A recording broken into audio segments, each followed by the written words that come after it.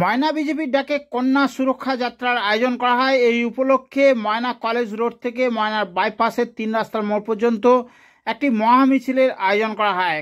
কসবার ল কলেজের ছাত্রীকে কলেজের ভিতরে তৃণমূলের দুষ্কৃতী দ্বারা নারকীয় গণধর্ষণের প্রতিবাদে এই কন্যা সুরক্ষা যাত্রার আয়োজন। এই মিছিলের নেতৃত্ব দেন রাজ্যের বিরোধী দলনেতা শুভেন্দু অধিকারী। মিছিলে পা মেলান তমলুক সাংগঠনিক জেলা সভাপতি মলয় সিনহা, ময়নার বিধায়ক অশোক দিন্ডা, রাজ্য নেতা তপন ব্যানার্জি, জেলা পরিষদের বিরোধী দলনেতা বামদেব গুছাই, জেলা সম্পাদক চন্দন মণ্ডল, সম্রাট সামন্ত, উত্তম সিং, গৌতম গুরু, প্রসেনজিৎ ভৌমিক, লক্ষ্মীকান্ত মণ্ডল সহ অসংখ্য নেতৃত্ব ও কর্মী সমর্থকরা। শেষে একটি পথসভার আয়োজন করা হয়। এই পথসভা থেকে বিকেল 6টা নাগাদ রাজ্যের বিরোধী দলনেতা শুভেন্দু অধিকারী কি বললেন শুনুন।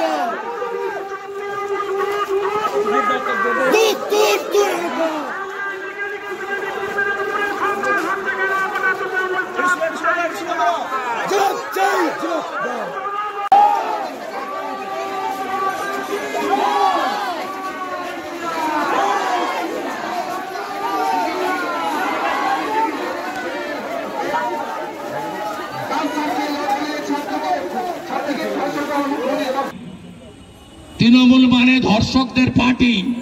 এই তৃণমূলকে উপড়ে ফেলতে হবে। পূর্ব মেদিনীপুরে 16টা দিতে হবে, রাজ্যে 150 আসন পেতে হবে। আমাকে হারাতে এসেছিল, আমি ওকে হারিয়েছি নন্দীগ্রামে। 64,000 মুসলমান ভোট নন্দীগ্রামে, আপনাদের থেকে বেশি। আপনাদের তো 12%, ওখানে 26%। তারপরেও ওকে হারিয়েছি। অভিজিৎ বাবুকে 8,200 লিড দিয়েছি ভোট বাড়িয়ে। আবার বিজেপি জিতবে। এবং জেনে রাখুন, মমতা যদি মেটিয়া বুরুজে না পালিয়ে যায়, ওখানে পারবো না। 80% স্পেশাল কমিউনিটি আছে, ভবানীপুরে ওকে হারাবো। আমার নাম করে